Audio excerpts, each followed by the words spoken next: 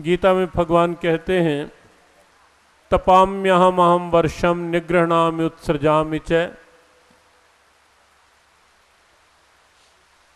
अमृतम चैव मृत्युश्चहम सद सच्चाहम अर्जुन।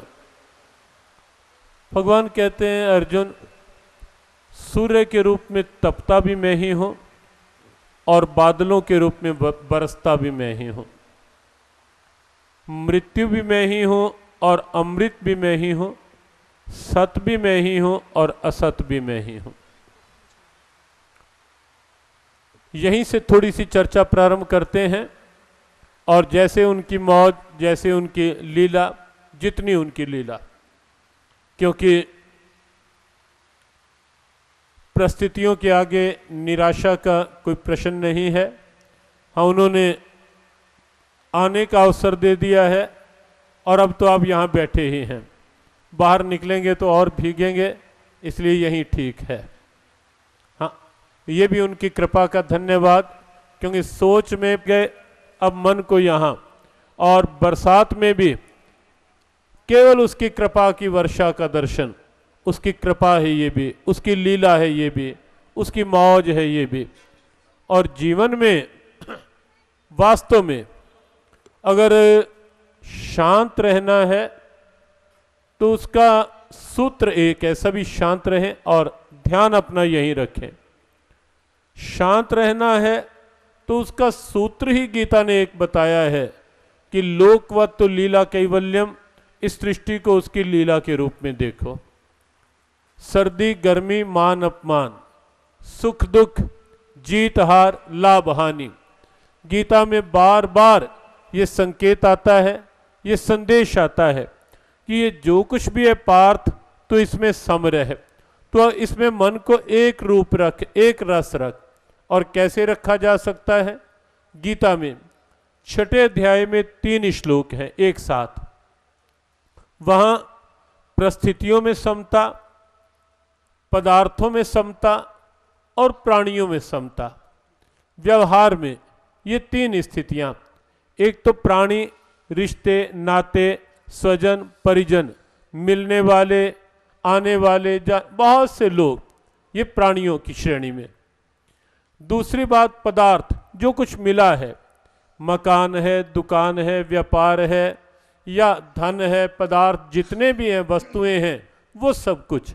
और एक है ये सब परिस्थितियां, कभी सर्दी है, कभी गर्मी है, कहीं से मान मिलता है, कोई अपमान के भी शब्द कह सकता है, कह देता है, कभी लाभ मिलता है लेकिन कभी हानि भी हो जाती है, कभी जीत मिलती है लेकिन कभी हार भी हो जाती है, कभी संयोग होता है तो कभी वियोग भी हो जाता है, कभी सुख मिलता है तो कहीं कहीं दुख भी न चाहने पर आ जाता है। तो ये स्थिति क्या है? ये परिस्थितियां सारी। करें क्या? 6 अध्याय के 7वें श्लोक में भगवान कहते हैं कि जितनी परिस्थितियां हैं, इन परिस्थितियों में मन को परमात्मा में रखो। जितात्मनः प्रशांतस्य परमात्मा समाहिता, शीतोष्ण सुख दुखेषु तथा मान अपमान्यो। अर्जुन, मन को वहां समाहित रखो। इलाज एक ही है। मान लो नहीं भी रखे, सोचने लग जाएं, क्या हो गया, बरसात को भी अभी आना था क्या, 2 घंटे और देर से आ जाती तो, ना आती तो, ये कोई, हाँ, कई तरह की सोच, ये कोई दिन है बरसात के, ये कोई समय है बरसात, ऐसे ढेरों प्रश्न। और विशेषकर जो आयोजन करते हैं, उन्हें लगता है ऐसा कि इतनी मेहनत की और ये कैसे, ये क्यों हो गया, मन परेशान। एक बात जीवन में आप पक्की समझे, अगर सोच नकारात्मक हो जाएगी, नेगेटिव हो जाएगी, वहीं चिंता जन्म ले लेगी, तनाव जन्म ले लेगा, वहीं टेंशन खड़ी हो जाएगी मन में। और टेंशन यदि बहुत बढ़ गई तो वो दिमाग का स्ट्रेस बन जाएगी, तनाव और फिर दबाव, दिमाग में दबाव सा होने लगेगा, स्ट्रेस सा होने लगेगा, बार बार वही सोच, बार बार वही सोच, क्यों हो गया, ना होता क्या, हाथ में नहीं। बहुत परिस्थितियां ऐसी हैं जो हमारे हाथ में नहीं हैं, जो केवल उसकी लीला है, उसके हाथ में है।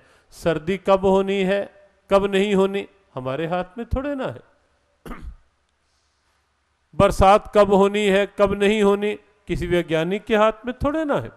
पूरे विश्व में आप देखते हैं, कई बार अमेरिका में विश्व का अपने आप में कहलाने वाला सबसे बॉस राष्ट्र, सबसे संपन्न कहलाने में राष्ट्र, पिछले कुछ वर्षों से लगातार परिस्थितियों की जो ऊहापोह वहां चल रही है।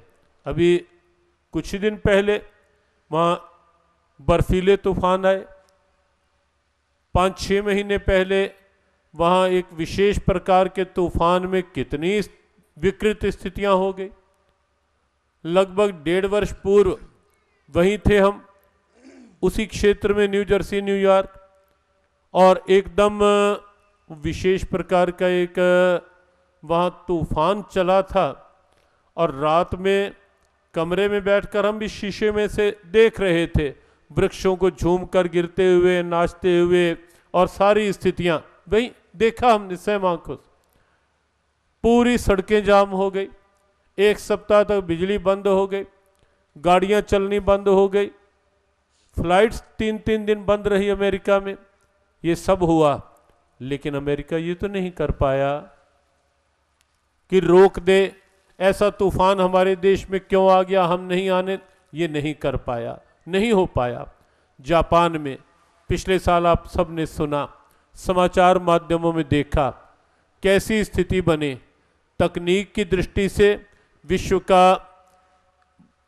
लगभग सर्वाधिक अग्रणी देश तकनीक में जापान, लेकिन वहाँ भी जब ऐसी स्थिति, भूकंप आया और समुद्र में की कई तरह की सुनामी, और कैसे गाड़ी क्या क्या बहता हुआ दिखाई दिया नगर के नगर, लेकिन रोक तो नहीं पाए। क्यों? वैज्ञानिक बहुत हैं, बहुत अनुसंधान करता है, लेकिन कुछ नहीं कर पाए, मूक देखने के अलावा। क्यों? क्योंकि किसी के हाथ में नहीं है। ये परिस्थितियां किसी के हाथ की नहीं, बस जिसके हाथ की हैं, मन में ये विचार आ जाए कि प्रभु तेरी लीला तू ही जान, तेरी इच्छा, तेरी मौज, और सर झुका दिया जाए तो निश्चित मन शांत हो सकता है, मन टिक सकता है, मन ठहरा रह सकता है।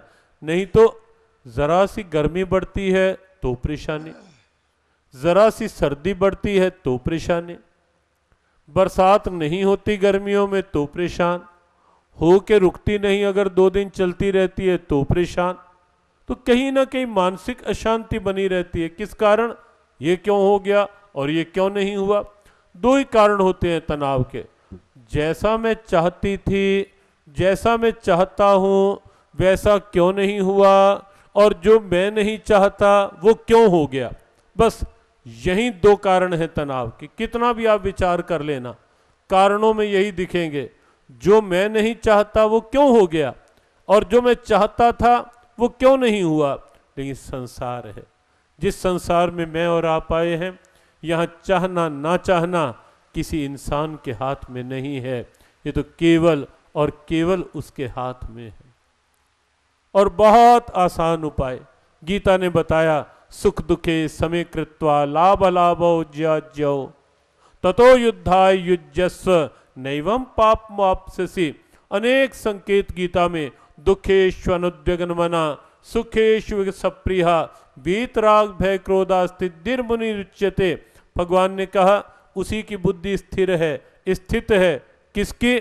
जिसका मन समाहित है, जिसका मन शांत है, जिसका मन टिका रहता है।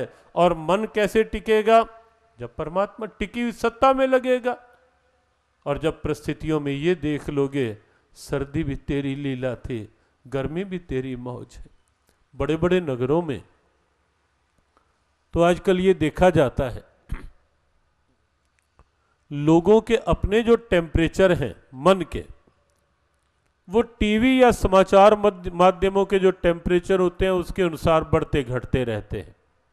प्रातःकाल अगर टीवी में देख लिया आज टेम्परेचर कितना है, आज तो माइनस में जाने वाला है, बस वहीं सर्दी और बढ़ जाएगी। अच्छा आज तो बड़ी सर्दी हो, मन में सर्दी, मन में शुरू हो गई बात, मन में हुई शुरू, शरीर भी कंपन में आ गया। ऐसे ही गर्मी में पहले देख लेंगे, आज टेम्परेचर आज तो 40 क्रॉस कर गया, बस इसका मतलब आज बहुत गर्मी। तो टीवी के टेम्परेचर के अनुसार मन का टेम्परेचर ऊपर नीचे होता रहता है, लेकिन जिनके मन संतुलित दृढ़ होते हैं, बद्रीनाथ में हमने स्वयं देखा, गंगोत्री में हमने स्वयं देखा, सर्दी के दिनों में भी जब वहां चारों ओर बर्फ का साम्राज्य होता है, चारों ओर, उस समय भी वहां कई संत ध्यान में बैठे हुए, एक संत केवल एक कॉपियन में सर्दी के दिनों में तपस्यारत। ये सच्चाई है, कोई कल्पना नहीं है। और एक बात और निश्चित समझे कि भारत भूमि का अस्तित्व जो है वो टिका हुआ है, वो ऐसे ऐसे तपस्वी संतों के कारण से। हमने कई बार कहा, पीछे एक कोई फिल्म दिखाई गई, कोई ओ माय लॉर्ड या ओ माय गॉड ऐसे नाम से, उसमें संतों के प्रति कुछ आक्षेपात्मक बातें। हमने वृंदावन में पत्रकार आए, संत बैठे, विचार हुआ, तो हमने एक बात कही वहां पत्रकारों से भी। हमने कहा कि आपको हर समय नेगेटिव ही दिखाना होता है कुछ क्या? जो पॉजिटिव हो रहा है, कितने संत कितने कितने बड़े काम कर रहे हैं, गौ सेवा के और ना जाने कितनी कितनी बड़ी सेवाओं के, और बहुत से संत ऐसे भी हैं। ठीक है, कहीं ना कहीं कमियां, विकृतियां हर क्षेत्र में कहीं ना कहीं आ जाती हैं, आती हैं, लेकिन एक ही स्तर पर देखना और केवल वही देख लेना कि जहां कमी है बस उसे उभारना, उसे सामने लाना। हमने पूछा, हमने कहा एक बार आप चलो हमारे साथ कभी बद्रीनाथ, चलो कभी गंगोत्री, और हम दिखाते हैं आपको ऐसे ऐसे संतों के दर्शन जो सर्दी में भी ध्यान साधना में बैठे हैं, जो दिनों दिन नेत्र बंद करके समाधि के अवस्था में बैठे हैं, जो पूरे दिन में केवल 2 रोटी खाकर या थोड़ा सी खिचड़ी खा करके पूरे दिन में भजन में लगे रहते हैं।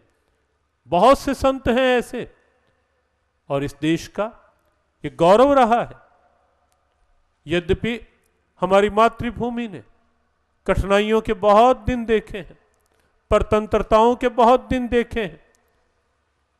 कितनी लंबी प्रतंत्रता, मुगल काल, ब्रिटिश काल, और उसमें भी कितनी कठिनाइयां,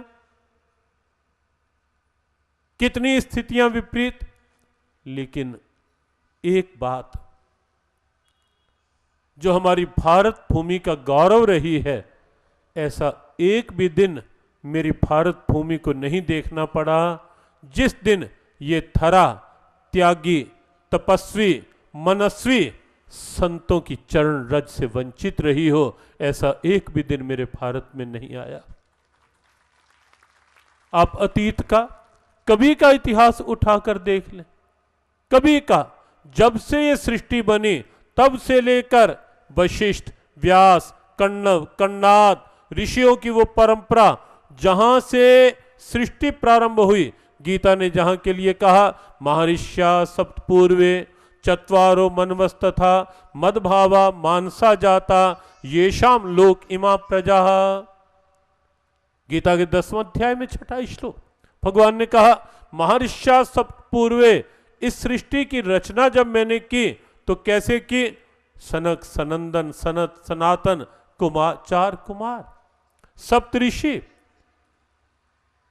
मनु, और उसके बाद सृष्टि की रचना मदभावा मानसा जाता येषाम लोक इमा प्रजा, जिससे आगे सृष्टि बनी। और इसलिए एक बात ध्यान रखें, हम सब ऋषियों की संतान हैं, ऋषियों की संतान हैं हम, किसी ऐरा गैरा की नहीं। और इसीलिए हमारी वंश परंपरा में कहीं ना कहीं आप मूल में देखेंगे किसी के साथ वशिष्ठ लगा होगा, किसी के साथ अत्रि लगा होगा, किसी के साथ भारद्वाज लगा होगा, किसी के साथ कश्यप लगा होगा। कहीं ना कहीं ऋषि परंपरा का स्मरण जब गोत्र का नाम आता है तो क्या है ये गोत्र परंपरा? ऋषि परंपरा, जहां से हमारी ये मानवीय सृष्टि बनी, आगे बढ़ी। कोई ना कोई ऋषि पृष्ठभूमि में दिखाई देगा आपको। ऋषियों की संतान है, मानव है। क्यों? क्योंकि मनु की संतान, परम आदर्शवादी, परम सिद्धांतवादी, परम तपस्यारत मनु जी महाराज की संतान, मनु शत्रुपा। वहां से ही सृष्टि बनी। हमारी परंपरा जो है वो वहीं से ऋषि, और उसके बाद भी आप देखेंगे कोई काल, कोई खंड, कोई स्थान ऐसा नहीं आया जहां संत ना हो। कोई क्षेत्र नहीं। कहीं आप गुरु नानक देव जी महाराज की दिव्यता देखेंगे पंजाब क्षेत्र में, कहीं बंगाल में चैतन्य महाप्रभु का भाव देखेंगे नृत्य करते हुए, कहीं आप देखेंगे महाराष्ट्र, गुजरात, सौराष्ट्र क्षेत्र में कहीं एकनाथ, कहीं समर्थ स्वामी रामदास, कहीं तुकाराम, कहीं नरसिंह, कहीं तुलसी, कहीं सूर, कहीं जना, कहीं मीरा, कहीं करमैती, कहीं सखूबाई। ढेरों उदाहरण आपको दिखाई देंगे जहां त्याग, जहां तप, जहां भजन, जहां साधन। ये देश उसी बल पर टिका हुआ है, उसी बल पर।